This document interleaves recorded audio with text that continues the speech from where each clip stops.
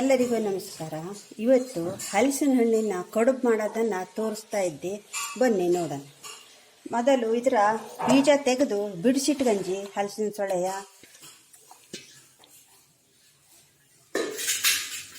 ಅದಕ್ಕೆ ಸ್ವಲ್ಪ ನೀರು ಹಾಕಿ ಬೀಜಿಗೆ ಬಿಡವು.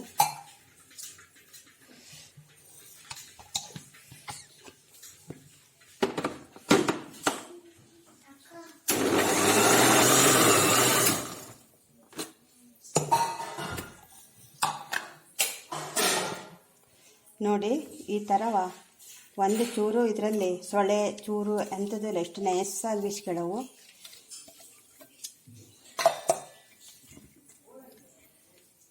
ಇದಕ್ಕೆ ಅಕ್ಕಿ ಕಡಿಯನ್ನು ಸೊಳೆ ಬೀಸಕ್ಕಿದ್ರೆ ನೆನೆಸಿಟ್ಗಂಜಿ. ಇದು ಪೇಟೆಲೆಲ್ಲ ಸಿಗ್ತದೆ, ಅಂಗಡಿಯಲ್ಲೆಲ್ಲವ ಅಕ್ಕಿ ಕಡಿ. ಅದ್ರ ತಂದು ಒಂದು ಸ್ವಲ್ಪ ಹುರ್ಕೊಳ್ಳವು.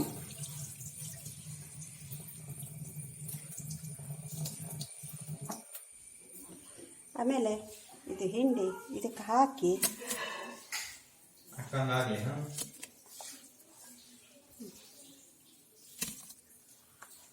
ಇದಕ್ಕೆ ಯಾಲಕ್ಕಿ ಹಿಟ್ಟು ಅಂದರೆ ಇದು ಆಪ್ಷನ್ನು, ಬೇಕಾದವು ಹಾಕ್ಕೊಳ್ಳಕ್ಕೂ, ಬೇಡದಾಗಿದ್ದವು ಇಲ್ಲ. ಕೆಲವು ಜನ ಹಾಕ್ತಾವೆ, ಕೆಲವು ಜನ ಇಲ್ಲ. ನಾನು ಹಾಕ್ತಾ ಇದ್ದೆ. ಹಾಗೆ ರುಚಿಗೆ ತಕ್ಕಷ್ಟು ಉಪ್ಪು,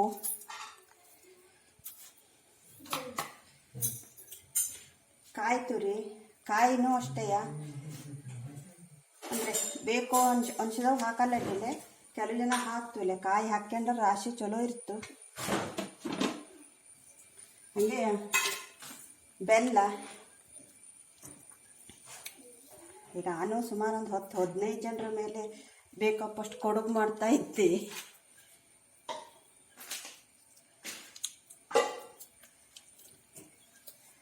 ಒಂದು kg ರವೆ ಹಾಕ್ಕೊಂಡಿ ಇದಕ್ಕೆ 2 ಕೈ ಕಡೆಗೆ ಒಂದು ಸ್ವಲ್ಪ ತೆಗೆದು ಹಾಕ್ಕೊಂಡಿ ಬೆಲ್ಲವ.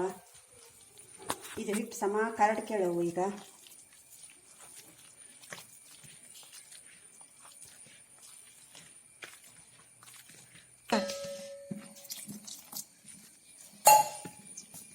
ನೋಡಿ, ಹಿಟ್ಟು ಈ ಹದದಲ್ಲಿರೋ ಇದೆ.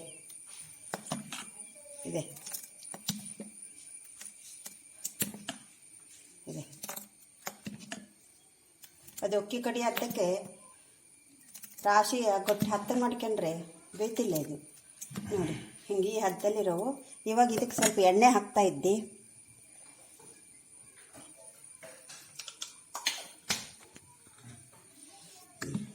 ಈಗ ಹೋಗಿ ದಳ್ಳೆಲಿ ಇಟ್ಟುಬಿಟ್ಟು ಅದು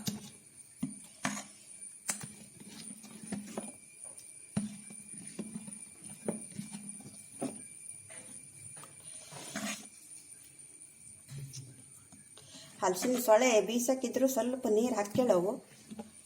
ಕಡೆ ಹಿಟ್ಟಿಗೆ ಬೇಕೋಳಾದ್ರೆ ರವೆ ಹದ ನೋಡ್ಕೊಂಡು, ಬೇಕೋಳಾದರೆ ಒಂದು ಸ್ವಲ್ಪ ಹಾಕ್ಕೊಳ್ಳೋದು.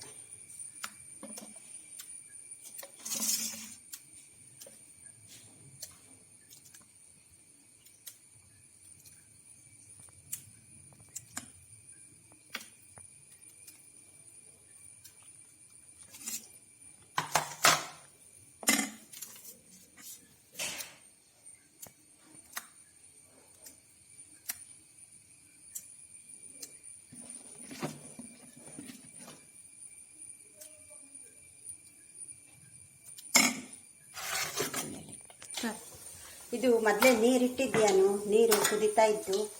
ಇದು ಅಂಗದ್ದು ಕೊಟ್ಟಿಗೆ ಒಲೆಯಲ್ಲಿ ಮಾಡ್ತಾ ಇದ್ದೆ. ಈಗ ಗ್ಯಾಸ್ ಸ್ವಲ್ಪ ಪ್ರಾಬ್ಲಮ್ಮಲ್ಲಿ ಇದು ಬೇಯಲ್ಲೇ ರಾಶಿ ಹೊತ್ತು ಬೇಕು.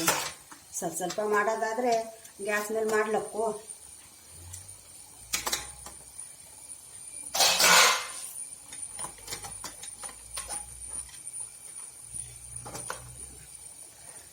ಇಟ್ಟು ಹಿಂಗೆ ಮುಚ್ಚಿಟ್ಬಿಟ್ರೆ 1 ತಾಸು ಬೇಕು. ಸಬ್ಸ್ಕ್ರೈಬ್ ಮಾಡ್ಕೊಬೋದು. ನೋಡಿ, ಇವಾಗ ಇದು ಬೆಂದಿದೆ.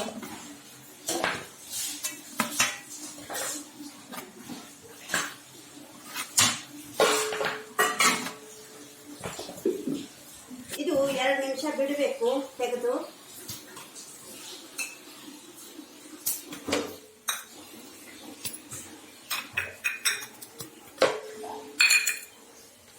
ನೋಡಿ ಈ ಥರ ಇಷ್ಟು ಚೆನ್ನಾಗಿ ಬಂದಿದೆ. ಇದನ್ನು ತುಪ್ಪ ಹಾಕ್ಕೊಂಡು ತಿಂದುಬಿಟ್ರೆ ಭಾಳ ಖುಷಿ. ಇದಕ್ಕೆ ಖಾರ ಬೇಕಾದವು ಚೂರು ಶುಂಠಿ ಬೆಳ್ಳುಳ್ಳಿ ಹಾಕಿ ಖಾರನ ಚಟ್ನಿ ಮಾಡ್ಕೊಂಡು ತಿನ್ಲಕ್ಕು. ಖಾರ ಬೇಡ ಹೇಳಾದವು ತುಪ್ಪ ಹಾಕ್ಕೊಂಡು ತಿನ್ಲಕ್ಕು. ನೋಡಿ ಮನೆಯಲ್ಲಿ ಮಾಡಿ ನೋಡಿ ತಿಂದು ಹೆಂಗಿದ್ದು ಹೇಳಿ. ಲೈಕ್ ಶೇರ್ ಕಮೆಂಟ್ ಮಾಡಿ ಹಾಗೂ ಗೌರಿ ಹೆಗಡೆ ಯೂಟ್ಯೂಬ್ ಚಾನಲ್ಗೆ ಸಬ್ಸ್ಕ್ರೈಬ್ ಮಾಡಿ.